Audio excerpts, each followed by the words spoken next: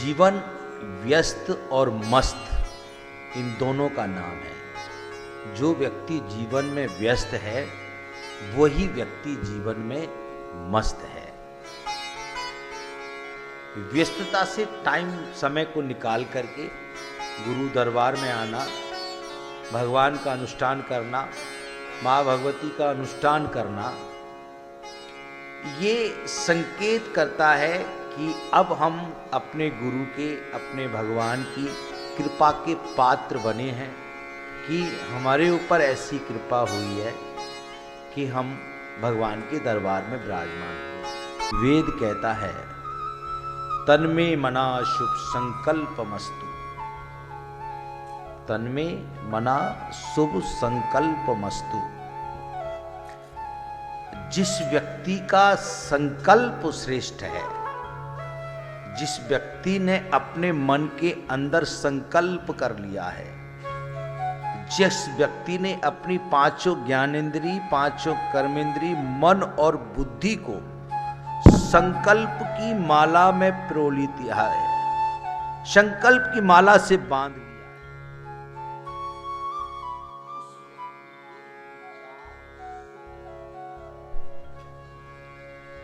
विचार क्या है?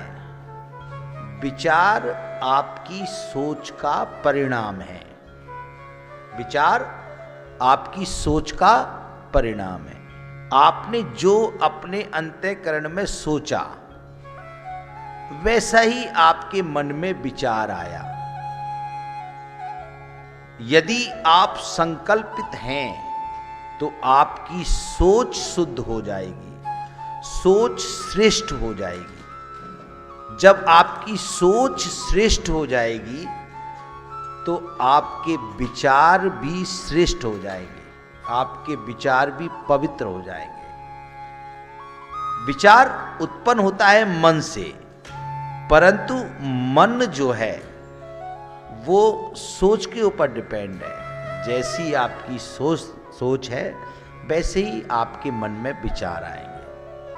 आपके मन ने संकल्प कर लिया, इन 3 दिन में रजोगुण, सतोगुण, तमोगुण, इन तीनों शक्तियों का जो केंद्र है मां भगवती, आदि शक्ति, जगत जननी, ललितांबा, मां लक्ष्मी, इसके स्वरूप से हमको सकारात्मक ऊर्जा प्राप्त करनी है। उस सकारात्मक ऊर्जा का जो स्रोत है, उस सकारात्मक ऊर्जा का जो केंद्र है वो मां भगवती के हृदय में है। और मां भगवती के हृदय को छूने के लिए, हृदय में अपना स्थान बनाने के लिए, मां भगवती के हृदय में आपका स्थान बने, उसके लिए आपको सर्वप्रथम अपनी सोच को मां भगवती के चरणों में समर्पित करना पड़ेगा। जब आपकी सोच समर्पित हो जाएगी तो आपके मन में मां भगवती के प्रति सकारात्मक विचार पैदा होंगे। कैसे सकारात्मक विचार? जो आपके मन को शांत करेंगे। कैसे सकारात्मक विचार? जो आपकी बुद्धि को पवित्र करेंगे। जब आपकी बुद्धि पवित्र होगी तब मां भगवती की कृपा आपको प्राप्त होगी। जब तक आपका संकल्प और आपका विचार और आपकी बुद्धि शुद्ध नहीं होगी तब तक मां भगवती की कृपा आपको प्राप्त नहीं हो सकती। क्योंकि शुद्धता और अशुद्धता, नकारात्मकता और सकारात्मकता, ईश्वरी शक्तियों का वास सकारात्मकता में है, नकारात्मकता में नहीं है। यदि आप अपने आप को सकारात्मक बना लें, यदि आप अपनी ऊर्जा को सकारात्मक ऊर्जा से जोड़ लें तो आपके हृदय से मां भगवती प्रकट होकर के आपके घर में विराजमान हो जाएगी। धन प्राप्त करने से पहले आपको भगवान शिव की उपासना करनी चाहिए, क्योंकि भगवान शिव जो हैं, यदि वो प्रसन्न हो जाते हैं तो आदि शक्ति माँ भगवती त्रिपुर सुंदरी के रूप में आपके यहाँ विराजमान होती है, जो आपको भोग और योग प्रदान करती है। सबसे पहले आप भगवान शिव का जो शिवलिंग है उसका जल अभिषेक, दूध से अभिषेक, पंचामृत से अभिषेक करा के और पाठ करें भगवान शिव का रुद्राष्टक का। किसका पाठ करें? रुद्राष्टक का।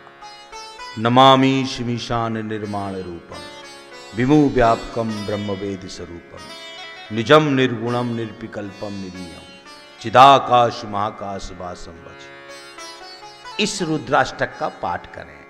इसके और छंद हैं, मैंने सूक्ष्म में आपको बताया है। रामायण में ये आपको सबको मिल जाएगा, अलग पुस्तक मिल जाए तो बहुत अच्छी बात। और अगर भगवान शिव से आपको लक्ष्मी चाहिए तो भगवान शिव पर मधु चढ़ाएं। भगवान शिव पर मधु चढ़ाएं। मधु मतलब शहद, और शहद ओरिजिनल प्योर शहद। यदि प्योर शहद आपने भगवान शिव पर चढ़ाया, ऐसी प्योरिटी की कोई परिभाषा तो है नहीं।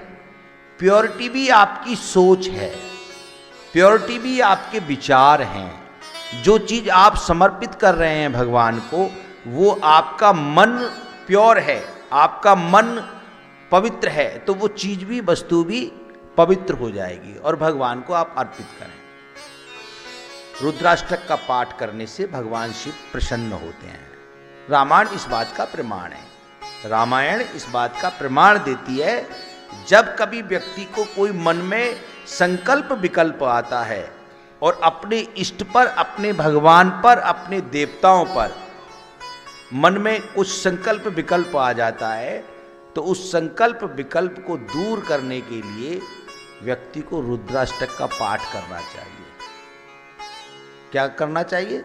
रुद्राष्टक का पाठ। क्योंकि जब गुरु और परमात्मा नाराज हो जाए तो उसको मनाने के लिए भगवान शिव के रुद्राष्टक का पाठ करने से शिव प्रसन्नचित होते हैं और समस्त शक्तियां वहां आकर के आशीर्वाद प्रदान करती हैं। इस बात का प्रमाण रामायण में आता है।